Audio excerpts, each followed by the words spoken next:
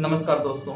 आज हम आपको एक ऐसी सच्ची घटना सुनाएंगे जो आपकी रूह कपा देगी या आप सोचने पे मजबूर हो जाएंगे। ये जो सच्ची घटना है ये बाबा साहेब भीमराव अंबेडकर जी के ऊपर है। एक बार की बात है, बाबा साहेब के पिताजी राम जी कोरेगांव में अपनी नौकरी कर रहे थे और भीमराव अंबेडकर का परिवार भी यहाँ सतारा में रह रहा था, जबकि कोरेगांव थोड़ी दूर पे था। वहां पर उनके पिताजी नौकरी कर रहे थे, सूबेदार थे। एक बार भीमराव अंबेडकर जी और उनके बड़े भाई आनंद राव जी अपने पिताजी से मिलने की इच्छा हुई तो इन्होंने बाई रेलगाड़ी के माध्यम से अपने पिताजी से मिलने के लिए चल दिए। हालांकि इन्होंने चिट्ठी लिखकर अपने पिताजी को पहले से इन्फॉर्म कर दिया था कि मैं फला तारीख को आ रहा हूं आपके पास। अब ये ट्रेन से तो चलती है। जब ट्रेन कोरेगांव पहुंचती है स्टेशन पर तो वहां ये लोग उतर जाते हैं और उतरने पे देखते हैं कि पिताजी को वहां ना पाके, स्टेशन पे पिताजी को ना पाके ये लोग घबरा जाते हैं। ये लोग उस समय छोटे थे। हालांकि इनके पिताजी को, राम जी को, वो लेटर नहीं मिला था, इसीलिए वो नहीं आ सके।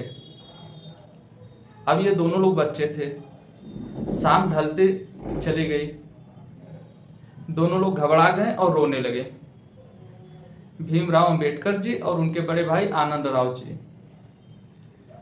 जब ये लोग रोने लगे तो वहां के स्टेशन मास्टर इन लोगों को रोते हुए देख के इनसे पूछे और इनको एक बैलगाड़ी पे बैठा दिए। अब दोनों बच्चे जब बैलगाड़ी पे बैठ गए तो बैलगाड़ी रास्ते में जा रहे थे। रास्ते में बैलगाड़ी वालों से और भीमराव अंबेडकर दोनों, यानी कि दोनों भाई आपस में बात कर रहे थे, यानी तीनों लोग मिलके बात कर रहे थे।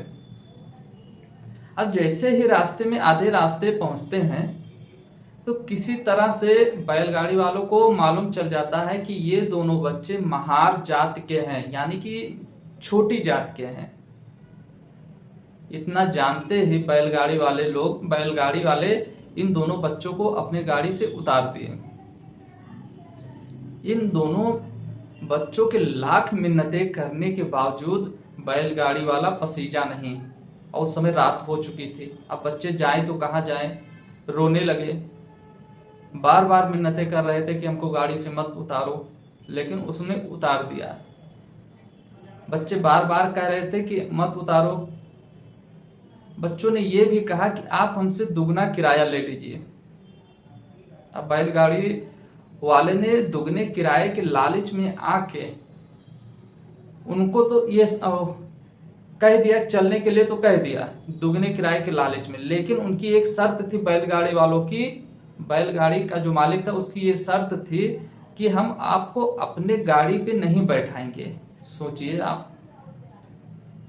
आप सोच के हैरान रह जाएंगे। बोला कि आप दोनों बच्चे हमारी गाड़ी में नहीं बैठेंगे, हम चल रहे हैं गाड़ी लेके, बैलगाड़ी लेके, आप इसके पीछे पीछे आइए। सफर लंबा था, बच्चे मान गए क्योंकि उनको अपने गंतव्य स्थान पे जाना था। छोटे बच्चे थे, रास्ते में कुछ भी हो सकता था, अंधेरा हो चुका था। अब बच्चे बैलगाड़ी के पीछे पीछे चलने लगे, पांव में छाले तक पड़ गए। सोचिए उस समय बाबा साहेब कितनी कठिनाइयां झेलनी पड़ी बाबा साहेब को। जब गाड़ी के पीछे पीछे चल रहे थे, रो रहे थे, भूख भी लगी हुई थी उनको, लेकिन क्या करें, पहुंचना था अपने स्थान पे। जब वो अपने गंतव्य स्थान पे यानी अपने पिताजी के पास पहुंचते हैं तो उनसे लिपट जाते हैं दोनों बच्चे और रोने लगते हैं, पूरी कहानी बताते हैं रास्ते की।